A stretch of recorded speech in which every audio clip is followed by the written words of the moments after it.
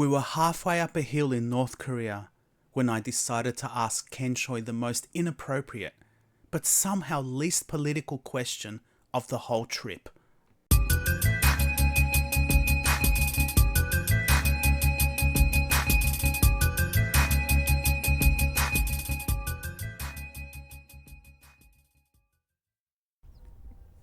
There's a particular kind of silence on a DPRK hiking tour that's hard to describe. It's not the quiet of wilderness or serenity. It's more curated. Like someone went through the soundtrack of nature with a scalpel, removing anything that might distract from the narrative. We were halfway up a well-groomed trail on the outskirts of Pyongyang, each member of the group puffing quietly, staying in line without being asked to. Ahead of me, a pack of Germans huffed their way up the incline with admirable consistency. Their jackets were zipped to the chin, their cameras strapped like grenades, and they moved in silence except for the occasional burst of a breath or whispered commentary in clipped Bavarian. Behind me, there was only Choi. Ken was one of the two minders assigned to our group. He handled the men. The female minder, whose name I never caught properly, stayed near the front, always beside the group leader. Eyes forward, posture straight. Ken, on the other hand, had drifted. He and I had fallen to the back, naturally and without comment. I could tell he liked that. He walked with his hands behind his back, humming tunelessly, like a man who'd finally found a moment to himself, his boots crunching softly with a kind of contented rhythm.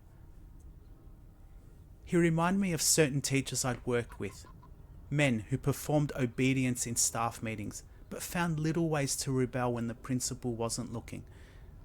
There was a slight spring in his step that suggested he didn't always walk this slowly. I don't know what made me ask the question. Maybe it was the hills, the air, the way Ken seemed to let his guard down when we weren't near concrete or monuments. I'd been a model tourist up until then, asked all the right questions, smiled in all the right places. But curiosity doesn't dissolve in diplomacy, it just ferments. I cleared my throat. Ken, can I ask you something a little strange? He tilted his head politely. Of course. I'm a teacher. Well, I used to be. English, back home. His eyes lit up. Ah, you and me same. I taught in a few different places. Public schools, Catholic schools for a few years, in universities, here and there. I used to collect weird student excuses. One kid had handed a blank page and said the ink ran out halfway through. I asked how the ink ran out if there was nothing on the page, and he said, exactly. Ken chuckled at that one, genuinely. Students are clever. No work, but clever. Exactly. So anyway, a few years ago, I was in Rome, in an archaeology museum, and I saw something that really made me laugh. It was an ancient piece of wall, like 2,000 years old, maybe more, and someone had drawn a penis onto it. Ken blinked. His expression remained unchanged, but something flickered behind his eyes. I kept going. Clearly a student, probably male. I mean, no teenage girl is doing that. And it got me wondering, do boys in North Korea do that too? He froze. Not stopped walking froze, but just enough to signal the shift. His eyes didn't leave mine, but his body grew alert. It wasn't fear, it was suspicion. Calculus, like he'd been offered a stick of gum that might explode. I raised both hands. I swear, I'm not trying to be political. I'm not trying to trick you or get you into trouble. I'm just genuinely curious. Do students do that thing here? A second passed. Then another.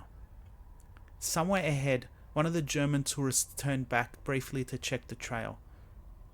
Ken immediately dropped his gaze, just for a moment, then looked back at me with a more rehearsed smile. Ken's lips twitched. He let out a small laugh, and then, to my shock, he blushed. He actually blushed. He covered his mouth briefly and laughed again. "Ah, okay, this is a funny question," he said, eyes darting ahead to make sure no one else was listening. "Yes. When I was a boy, of course, we do the same." "You drew them in books?" "In books, on walls, on chair. Not proud. I was stupid. But yes, this is art." I snorted. "So it's a global phenomenon?" He nodded. "I think all boys in world do the same thing. Something wrong with hormone, maybe." I laughed at that. You know, I actually saw more of that stuff when I worked at a Catholic girls' school than I ever did when I worked teaching boys. Ken turned sharply. "Girls? Really?" I swear to God. One time I was in the storage room looking for something.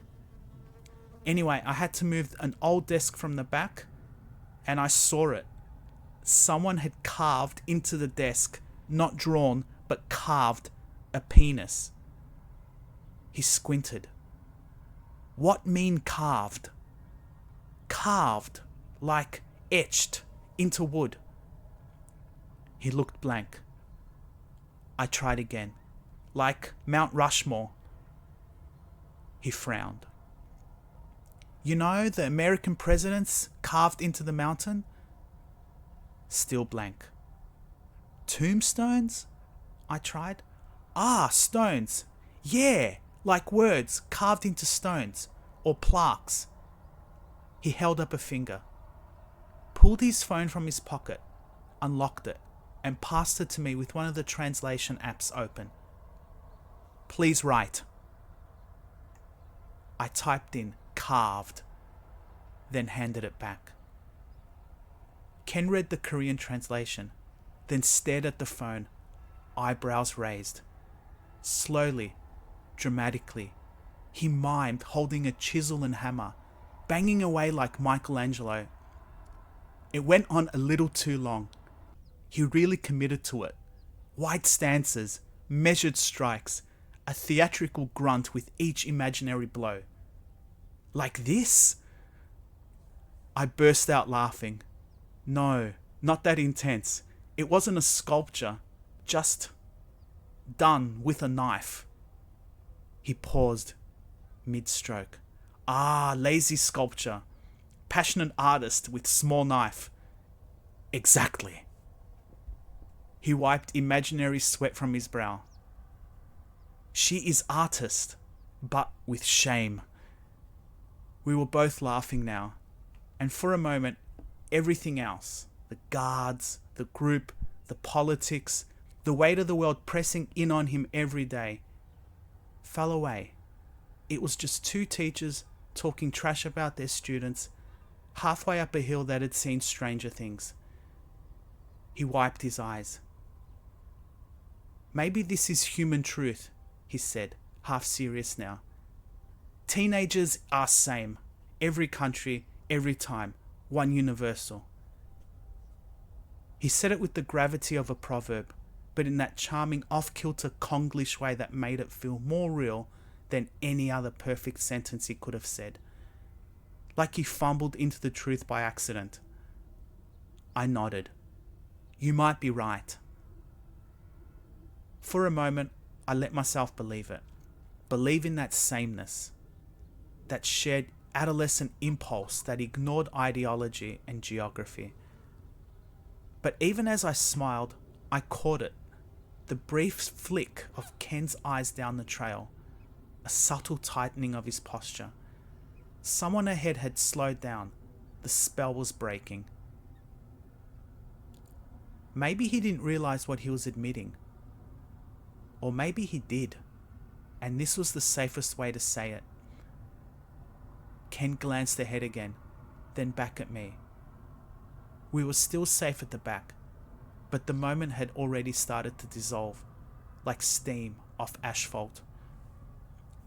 "Thank you for telling me," I said sincerely. He gave a half bow.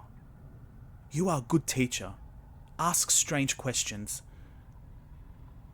We kept walking, the silence between us now a little warmer, a little fuller, stitched together by the dumb, eternal truth of teenage mischief and the faint scars it leaves behind, sometimes in wood, sometimes in memory.